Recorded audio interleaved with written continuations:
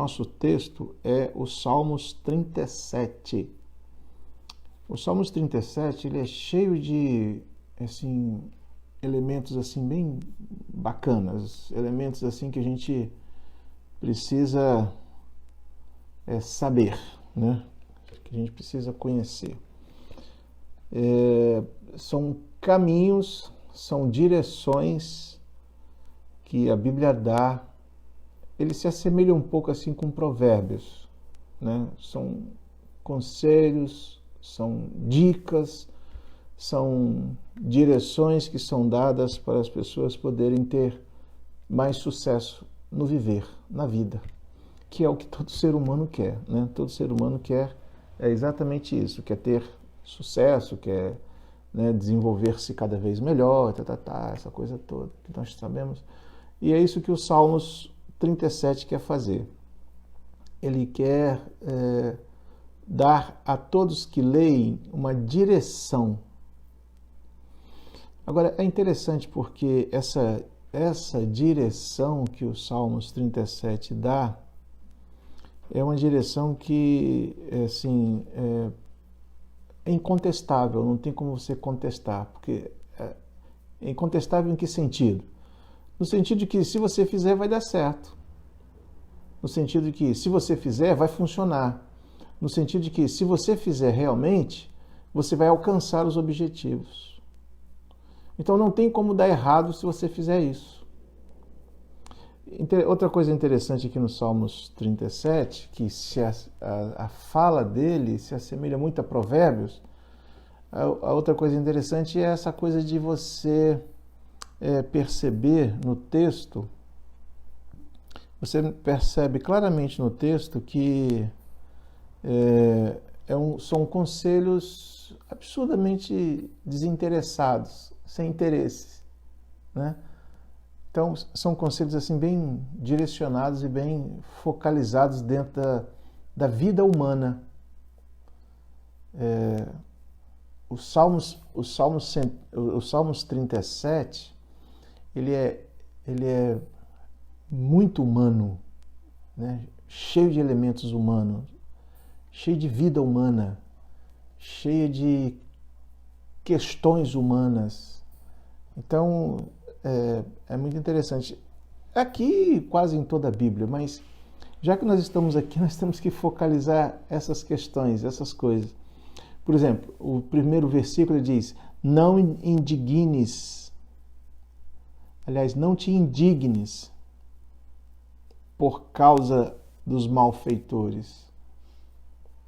Não te indignes por causa dos malfeitores, nem tenhas inveja dos que praticam iniquidade. Uma coisa interessante, né?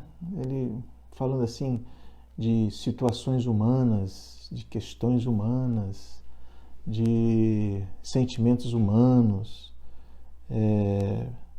inveja. Aí ele fala que você sim ficar indignado. Puxa, eu estou indignado porque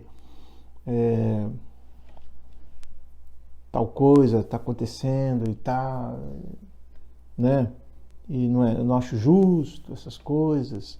Então, o Salmo 37 retrata essa roda viva que são os sentimentos humanos, e ele tenta ajustar isso aí, ajuda a gente a lidar com isso. Então, a primeira coisa que ele fala é exatamente isso. Você não tem que ficar indignado. Não fique indignado com as pessoas que fazem o mal. Não fique indignado porque as pessoas estão fazendo o mal. Tem tanta coisa para a gente ficar indignado hoje em dia, né? Tem tanta coisa que traz indignação ao coração da gente. Esses dias eu estava conversando com uma pessoa e estava falando do quanto que me sentia... aliás, a pessoa estava falando do quanto que ela se sentia indignada com tantas questões que tem envolvido a nossa pátria, no que diz respeito ao desenvolvimento do país, o quanto que o país poderia estar desenvolvido e não está, porque de má administração, porque de gente que não quis fazer as coisas como deveriam ser feitas e se aproveitaram disso, e quanta gente que morreu porque disso, aquela coisa toda que a gente já sabe. Então a pessoa estava indignada, né? E essa indignação vai trazendo umas coisas interessantes ao coração da gente. Vai trazendo inquietação ao coração da gente, né? Vai trazendo assim desconforto ao coração da gente. Então é uma coisa muito interessante você perceber isso. Não te indignes, não fique indignado por causa dos malfeitores. Nem tenha inveja dos que praticam a iniquidade, porque cedo serão ceifados como a erva e murcharão como a verdura. Interessante isso. Isso é uma coisa que a gente tem observado ultimamente ao nosso derredor, em relação às pessoas que têm tido um progresso, né, em relação às pessoas que têm tido um desenvolvimento assim, muito grande e agora estão aí diante de situações muito tristes, muito vergonhosas, né? Então, o verso 2 fala, porque cedo serão ceifados como a erva e murcharão como a verdura. Interessante, né? Aí tá, o verso 3 fala, confia no Senhor e faze o bem. Habitarás na terra e verdadeiramente será alimentado. Interessante essas afirmações bíblicas. Então, não fique indignado, não deixa que essa indignação por tanta coisa errada que tem no nosso país, por tanta coisa errada que aconteceu e graças a Deus parou de acontecer, mas que aconteceu que ainda a gente desfruta dos resultados. Não deixe que essa indignação tome conta de você. Saiba que quem fez isso vai murchar como a verdura e será ceifado como a erva. É uma coisa bem pronta e bem clara. Aí a outra coisa que ele fala ele muda o cenário e fala bem assim, então confia no Senhor e faz o bem. Interessante. É para confiar no Senhor e ir fazendo bem. Confia no Senhor e continua fazendo bem. Confiar no Senhor e continuar fazendo bem, mesmo no meio desse monte de gente fazendo um monte de coisas ruins? É isso. Mesmo você estando no meio desse monte de gente fazendo esse monte de coisas ruins, sim, senhores. Mesmo você estando no meio desse monte de gente fazendo esse monte de coisas ruins, você deve optar por fazer o bem. Uma coisa interessante. Aí o verso 4 diz assim, deleite-te também no Senhor e te concederá o que deseja o teu coração.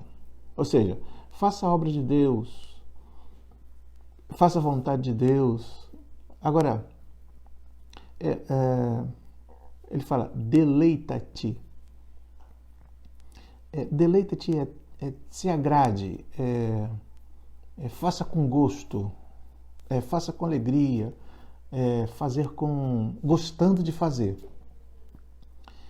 Porque também não adianta fazer sem gostar, porque você não vai enganá-lo. Então, quando você for fazer alguma coisa para o Senhor, faça gostando, faça se dedicando, faça querendo fazer. Não adianta fazer nada forçado, nem fazer nada emburrado, né? Não adianta. Então, um outro conselho de sucesso é exatamente esse. Quando você decidir que você vai continuar fazendo bem, quando você decidir que você não vai ficar indignado com aqueles que praticam a iniquidade, quando você decidir que você não vai se deixar levar por aqueles que praticam a iniquidade, e você vai fazer o bem, saiba que o próximo estágio dessa caminhada para o sucesso é você fazer o bem gostando, né? Não é fazer o bem forçado, não é fazer o bem empurrado, não é fazer o bem emburrado, não é fazer o bem sem querer fazer o bem. mas é fazer o bem deleitando-se. Por isso que ele fala, deleita-te no Senhor.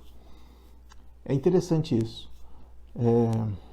essa caminhada para o bem. Então vamos refazer aqui a ideia. A ideia é o seguinte, você decidiu fazer o bem. Você, mesmo no meio das pessoas que estão fazendo as coisas ruins, você decide fazer o bem. Maravilha. Bem aqui é tudo, né, gente? Bem aqui é tudo que é bem. Abrir a porta, segurar a porta do elevador para alguém é fazer o bem. Né? Bem aqui é tudo, são todas essas coisas. Então, você decidiu fazer o bem mesmo no meio de um monte de gente que faz coisas ruins. Quando a gente fala de mesmo no meio de um monte de gente que faz coisas ruins, a gente fala assim, aquelas pessoas que moram lá naquele bairro, lá naquela cidade. Não, eu estou falando assim, mesmo que você seja influenciado por alguém dentro da sua casa que faz coisas ruins, você tem que optar por fazer coisas boas. Ser bom. Entende?